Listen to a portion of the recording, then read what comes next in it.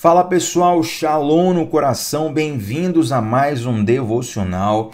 Eu te convido a 3 coisas. Primeiro, se inscreve aqui no canal. Segundo, ativa o sininho das notificações, porque assim o YouTube avisa automaticamente no teu celular sempre que começarmos a nossa transmissão.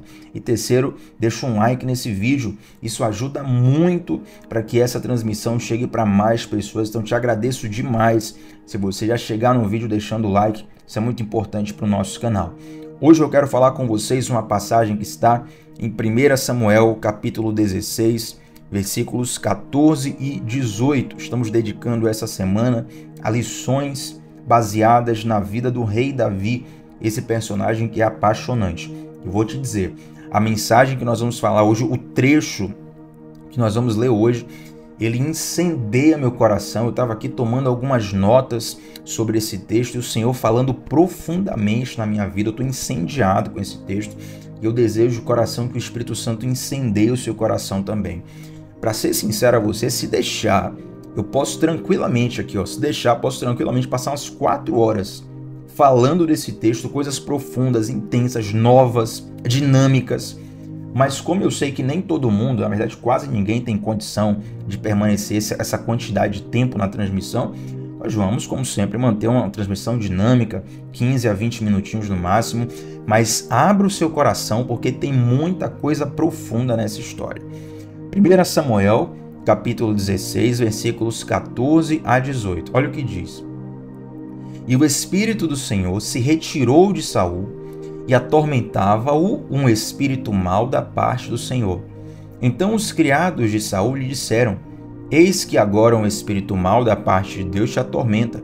Diga, pois, o nosso Senhor aos seus servos, que estão na tua presença, que busquem um homem que saiba tocar harpa. E será que, quando o espírito mau da parte de Deus vier sobre ti, então ele tocará com a sua mão e te acharás melhor. Então disse Saul aos seus servos: Buscai-me um homem que toque bem e me tragam. E respondeu-lhes então um de seus servos: Eis que tenho visto a um filho de Jessé, o belemita, que sabe tocar, é valente, vigoroso, homem de guerra, prudente em palavras e de gentil presença. E o Senhor é com ele. Gente, esse trecho da Bíblia ele já começa com uma frase muito polêmica, né? Eu sei que muitas pessoas ficam confusas com essa informação que nós temos aqui. Olha só. E o Espírito do Senhor se retirou de Saul e atormentava-o um espírito mau da parte do Senhor. Como conciliar essa informação? Um espírito mau da parte do Senhor. Parece coisas contraditórias, mas isso é muito simples. Eu poderia aqui passar 1 hora falando de muitas linhas teológicas, como elas interpretam, mas não é o caso nesse momento. Eu quero que você entenda que um espírito mau é autorizado por Deus a atormentar Saul como forma de um juízo de Deus. Por que esse juízo, Tiago? Porque Saul reiteradamente abandona o Senhor. Gente, o Deus que rejeitou Saul é o mesmo Deus que escolheu Saul. Interessante isso, né? O Deus que rejeitou Saul é o mesmo Deus que escolheu Saul. Então eu compartilho com você agora uma pergunta. Será que Deus errou ao escolher Saul? Será que Deus se equivocou? Porque lá na frente ele rejeitou. Será que Deus não se precipitou em escolher Saul? É claro que não. Deus não faz escolhas erradas. Deus não toma decisões erradas. Mas é interessante que quando Deus vai escolher Saul, Deus fala que escolheria um rei segundo o coração do povo. O povo clama para ter um rei como as outras nações têm, e Deus fala: eu escolherei um rei segundo o coração de vocês. Em contraste a isso, Davi vai ser conhecido como um rei segundo o coração de Deus. Então perceba, olha o contraste bem forte aqui ministrando ao nosso coração. Saul é um rei escolhido segundo a vontade do povo e nem sempre, na verdade, quase nunca a voz do povo é a voz de Deus. E sabe como é que isso vai se aplicar em nossas vidas todos os dias? É que em alguns momentos, na verdade em muitos momentos, a voz de Deus em nosso coração vai encontrar uma resistência à sociedade que está ao nosso redor. Deus fala uma coisa ao seu coração e as pessoas ao seu redor vão estar falando outra coisa completamente diferente.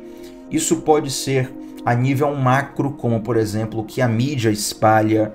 Isso pode ser a nível médio, como por exemplo uma resistência que você encontra no seu local de trabalho, a cultura das pessoas que você convive por motivos profissionais, ou até questões mais próximas mesmo, como o núcleo do nosso seio familiar. Então, às vezes Deus fala algo conosco e a gente sabe que é certo, mas a pressão ao nosso redor para fazermos o errado é tão grande que muitas vezes damos mais ouvidos à voz do povo do que à voz de Deus. E olha aqui, Saul é um rei segundo o coração do povo e ele acaba se afastando da presença de Deus de um modo reiterado. Deus dá diversas chances de arrependimento a Saul, mas infelizmente ele rejeita essas chances e Deus aplica um juízo na vida de Saul. Que juízo é esse? É permitir que o mal venha sobre Saul. Então um espírito maligno, autorizado por Deus, começa a atormentar Saul. É interessante, gente, como muitas vezes o juízo de Deus é nos entregar a nossa própria vontade. Imagina comigo um pai que está o tempo todo alertando o filho: meu filho, não faça isso, faça aquilo. Não faça isso, faça aquilo. Não faça isso, porque não vai ser bom para você, faça aquilo. E o filho insiste em fazer o errado, insiste em fazer o errado. Aí tem uma hora que o pai fala assim: quer saber? Faz o que você quiser. E o pai não fala isso porque ele deixou de amar o filho. O pai não fala isso porque ele quer ver o filho se dar mal. O pai fala isso na esperança de que, com o filho quebrando a cara, ele possa finalmente aprender aquilo que o pai quis lhe ensinar com amor. Entende? Então, muitas vezes acontece isso. Mas quando nós, mesmo quebrando a cara, a gente ainda insiste no erro, aí infelizmente não dá mais para Deus continuar apoiando, continuar guardando, continuar livrando, e muitas vezes Deus nos entrega um juízo definitivo. Isso está até na Bíblia, gente, lá no Novo Testamento, na carta aos Romanos, quando o apóstolo Paulo fala que um dos juízos de Deus é entregar o homem à sua própria vontade. Eu te pergunto, o que aconteceria com uma criança se um pai dissesse sim para tudo que essa criança quer? Provavelmente a criança ia morrer logo, porque a criança ela tem vontades próprias, vontades genuínas, mas ela não tem maturidade e entendimento para perceber as consequências das suas vontades, entende?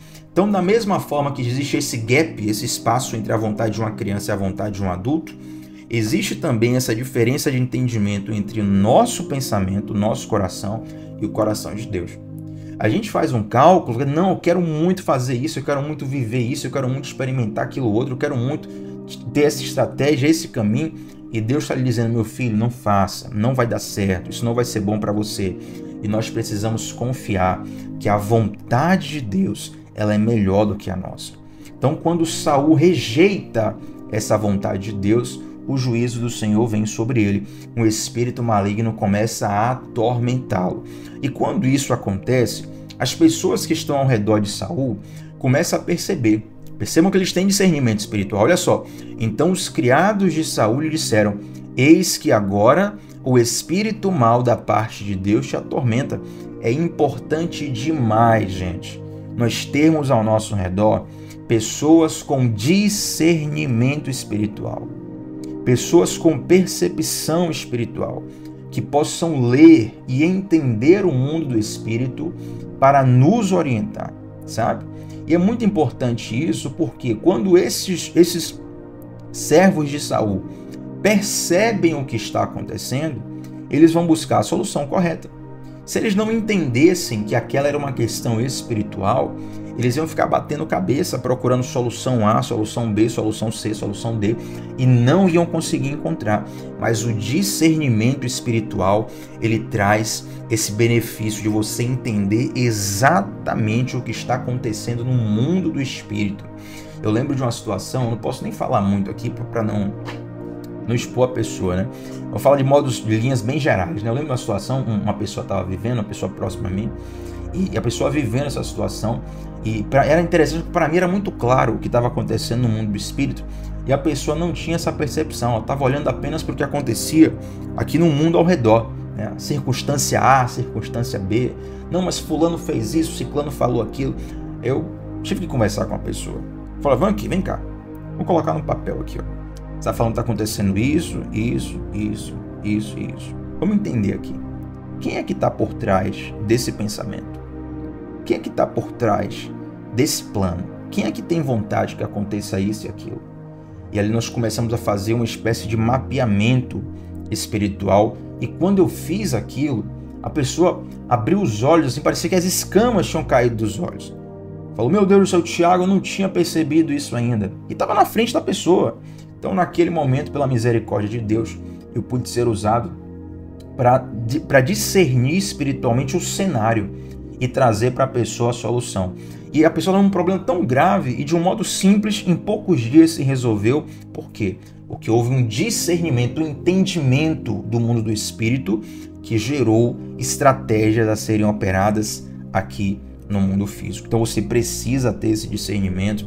Fala assim, Thiago, eu ainda não tenho esse discernimento. Você tem duas decisões para tomar que vão ampliar o teu discernimento espiritual. Primeiro, ande com quem tem discernimento.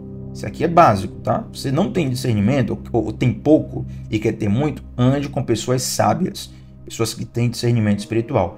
E segundo, você precisa exercitar a sensibilidade do teu espírito para a voz de Deus. E duas práticas muito boas para isso é a oração e o jejum. Quando você ora e jejua, o teu espírito vai ficando mais sensível e você começa a perceber com mais clareza aquilo que está no mundo do espírito. É como se a sua alma fosse uma janela embaçada, cheia de sujeira e vapor. Então a oração e o jejum, ela vai limpando a janela da sua alma até o ponto em que você consegue enxergar claramente aquilo que está diante da sua janela. Então assim funciona a oração e o jejum no mundo do espírito. Isso é muito importante. E aí os servos de Saul, eles falam com Saul, Saul, você precisa encontrar uma pessoa assim. E Saul fala assim, manda buscar. Aí vem um dos servos e fala assim, ó, eis que conheço um filho de Jessé. Aqui já é Davi, gente. Jessé, Davi, filho de Jessé, Jessé pai de Davi, quase que eu me embolo aqui. Um filho de Jessé, o belemita. Essa expressão belemita significa aquele que é de Belém. Então, eu que conheço um filho de Jessé, o belemita, e ele começa a enumerar algumas características do rei Davi. Olha o que ele fala. Primeiro, filho de Jessé, belemita, que sabe tocar. Então, eles precisavam de um tocador de harpa, um harpista. Primeiro critério, Davi sabia tocar.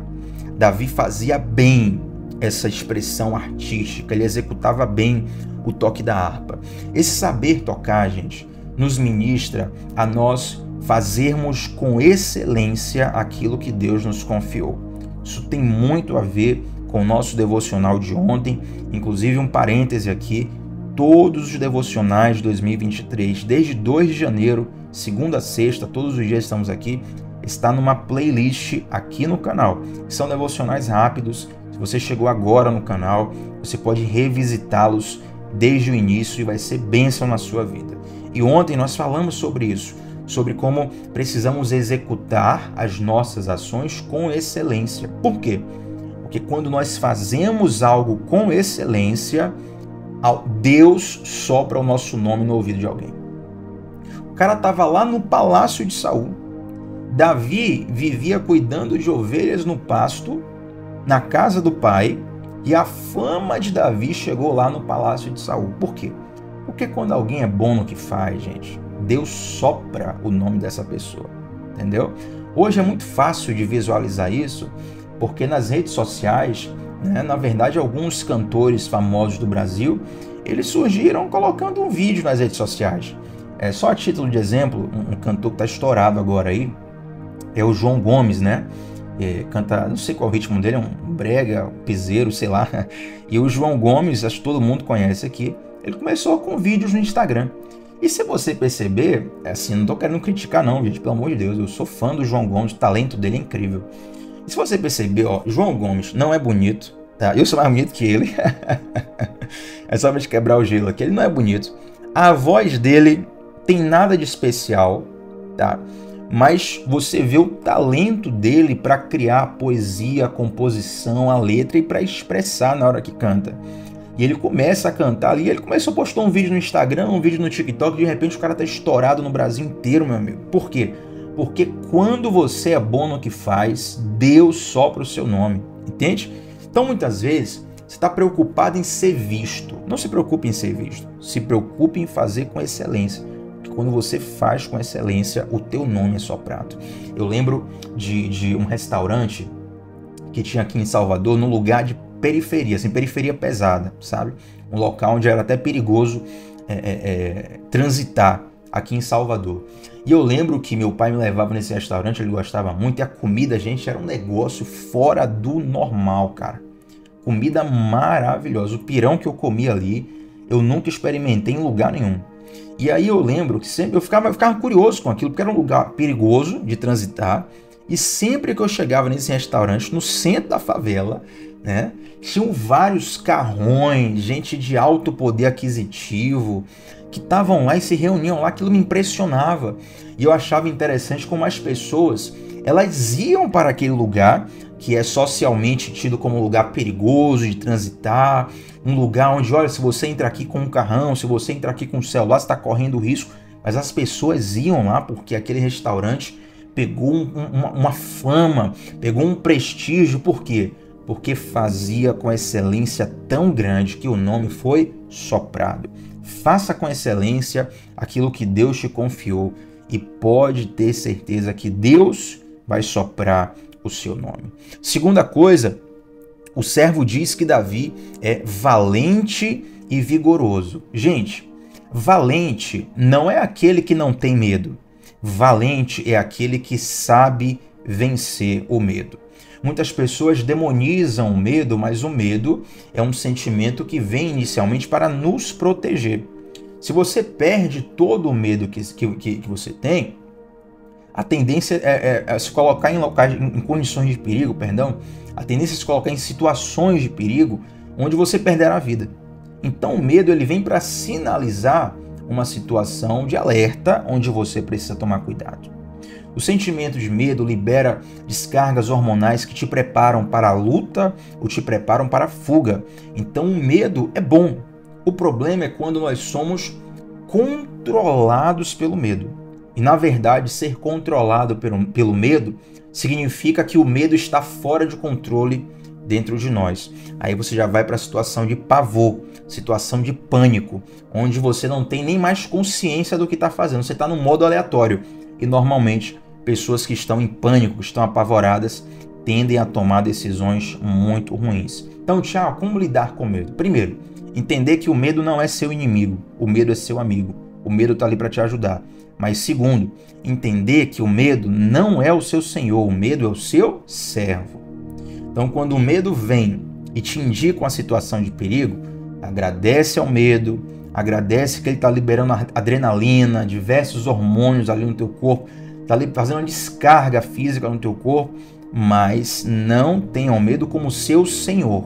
O medo vem para te dar informações sobre o cenário que você está vivendo, mas o valente é aquele que consegue tomar decisões acima do medo, que consegue controlar o medo e vencer o medo. Eu sei, gente, que isso não é fácil para ninguém.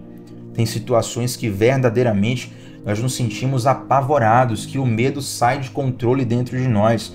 Mas qual o remédio para isso? É confiar que Deus está conosco.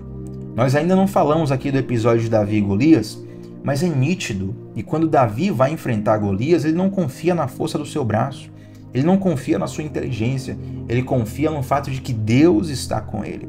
E o fato de que Deus está conosco, isso faz com que o medo fique no lugar certo dentro de nós. Ouça, Deus não vai tirar todo o seu medo, ele só vai reajustar para que o medo fique no lugar devido dentro de você e finalmente deixe de te controlar. Então guarde isso.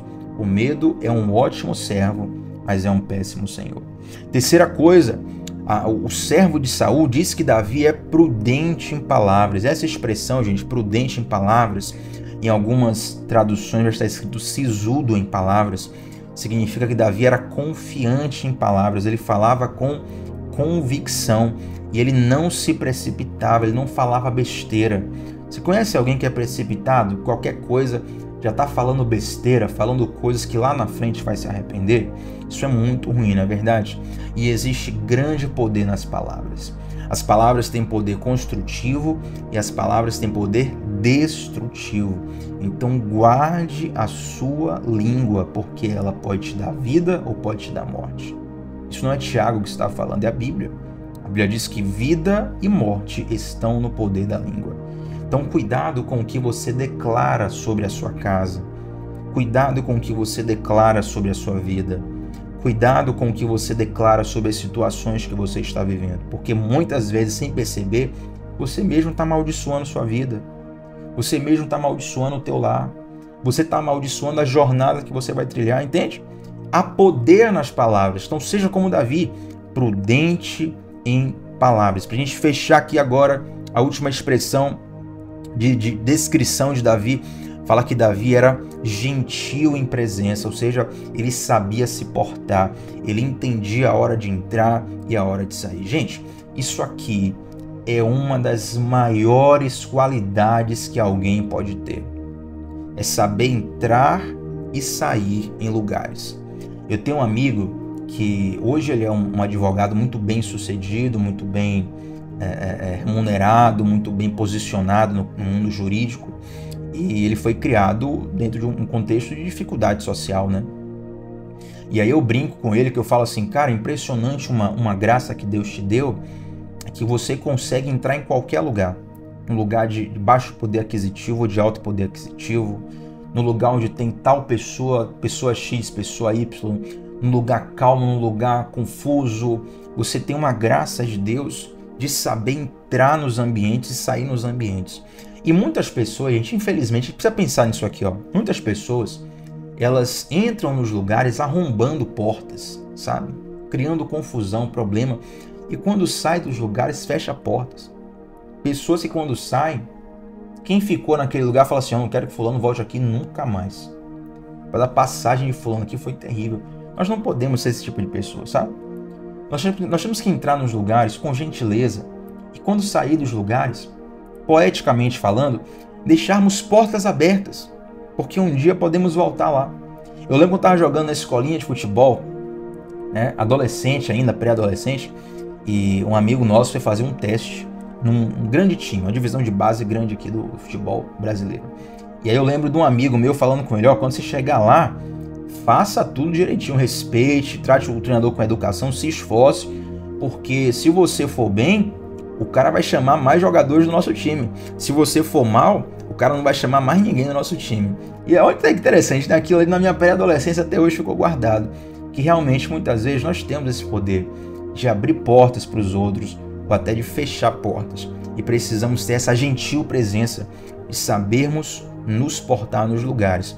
Para fechar esse conceito aqui, resumindo, seja alguém que melhora os ambientes. Seja alguém que é cura. Já falamos aqui em outros devocionais, né? Tem pessoas que entram em ambientes e parece que adoecem os ambientes. O ambiente fica pesado, é confusão, é briga, é ranço, é problema. Não, você tem que ser alguém que melhora o ambiente. Alguém que quando chega, as pessoas ficam aliviadas. Poxa, que bom, fulano chegou. O ambiente melhorou, a coisa está mais leve, tá? Sabe? Exercite ser esse tipo de pessoa. Porque ter gentil presença faz parte de um caráter aprimorado por Deus. E aí o servo de Saul termina dizendo, o Senhor é com ele. E essa expressão, gente, no livro, ela significa que todas essas características que eu citei, né, saber tocar, ser valente e vigoroso, prudente em palavras, gentil em presença, o servo de Saul está dizendo, ele é tudo isso porque o Senhor é com ele. Não adianta você ter todas as qualidades do mundo se o Senhor não for com você, se o Senhor não estiver à sua frente, se Deus não for o rei do seu coração. Ouça uma coisa, nos devocionais aqui nós temos muitas lições, mas a minha ideia não é só te dar um insight que você vai usar um dia na vida e esquecer completamente, não.